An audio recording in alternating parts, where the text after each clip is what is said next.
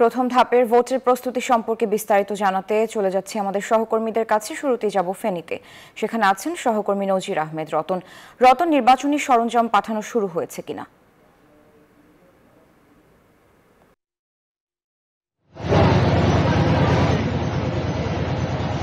জি মেহজাবিন, নির্বাচনী সরঞ্জাম এখনো পাঠানো শুরু হয়নি। অর্থাৎ এই উপজেলা নির্বাহী কর্মকর্তার কার্যালয়ে আইনশৃঙ্খলা বাহিনী কর্মকর্তাদের সাথে কিন্তু এখন ব্রিফিং চলছে। এরপর পরই তারা নির্বাচনী সরঞ্জাম সরবরাহের কথা রয়েছে।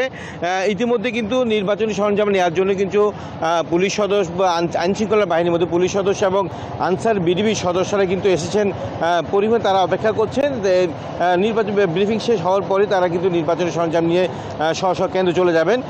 এখানে আজকে যে ফুলগাজা আগামীকাল যে ফুলগাজী উপজেলা নির্বাচন হবে, এখানে কেন্দ্র রয়েছে 32টি এবং এখানে মূল ভোটার রয়েছে 1,06,571 জন এবং চেয়ারম্যান প্রার্থী রয়েছে 2 জন, ভাইস চেয়ারম্যান প্রার্থী রয়েছে 5 জন এবং যে মহিলা ভাইস চেয়ারম্যান কিন্তু ইতিমধ্যে বিনা প্রতিদ্বন্দ্বিতায় নির্বাচিত হয়েছেন। মেজর আমি জানিয়ে রাখি যে এখানে আগামীকাল কিন্তু আরেকটি নির্বাচনী উপজেলায় নির্বাচন হওয়ার কথা হয়েছিল, অর্থাৎ পরশুরাম উপজেলা। সেখানে কিন্তু সেই উপজেলায় প্রত্যেকটি অর্থাৎ চেয়ারম্যান ভাইস চেয়ারম্যান সহ সকলেই কিন্তু অর্থাৎ বিনা প্রতিদ্বন্দ্বিতায় নির্বাচিত হওয়ায় সেখানে কিন্তু নির্বাচন হচ্ছে না।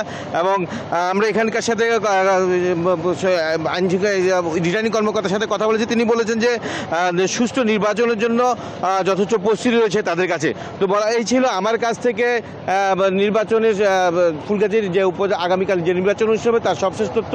আমাদের আরেকজন সহকর্মী রাঙ্গামাটি রয়েছেন, তিনি সেখানকার নির্বাচন খবর জানাবেন। ধন্যবাদ রতন। আমি আছি রাঙ্গামাটি নির্বাচন কমিশনের কার্যালয়ে। এখান থেকে সকাল থেকে শুরু হয়েছে নির্বাচনী সরঞ্জাম কেন্দ্রে কেন্দ্রে পৌঁছানোর কার্যক্রম। এখনো পর্যন্ত নির্বাচনী সরঞ্জাম নিয়ে যাওয়া হচ্ছে। রিটার্নিং কর্মকর্তা, প্রিজাইডিং অফিসার যারা আছেন সবাই কিন্তু এখন ব্যস্ত সময় পার করছে। এই প্রত্যেকটি ভোট কেন্দ্রে 92টি ভোট কেন্দ্র আছে 4 উপজেলা মিলে, সবগুলোতে কিন্তু এই ভোটের সরঞ্জাম পাঠানোর প্রস্তুতি চলছে এবং তাদের সাথে সহায়তা করছে আনসার বিডিবি পুলিশ। কিন্তু কড়া নিরাপত্তা এগুলো নিয়ে যাওয়া হচ্ছে, কারণ রাঙ্গামাটির 9টি উপজেলায় হেলিসর্ট আছে এবং দুর্গম এবং ঝুঁকিপূর্ণ চিহ্নিত করা হয়েছে, যার কারণে বিশেষ নিরাপত্তার ব্যবস্থা করা হয়েছে সেখানে। এবং রাঙ্গামাটির এবারে নির্বাচন হচ্ছে বরকল, জুরাইছড়ি, রাঙ্গামাটি সদর এবং কাউখালী উপজেলায়।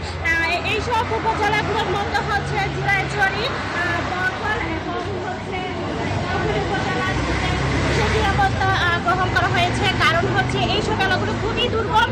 অনেকগুলো হেলিকপ্টারে কিন্তু যেতে হয়। রাঙ্গামাটিতে এবার ভোট দিবেন 2,11,006 জন। তো রাঙ্গামাটি থেকে এই ছিল আমার কাছে সর্বশেষ তথ্য। স্টুডিওতে মেহজাবিন, মোমো, রতন দুজনকে ধন্যবাদ।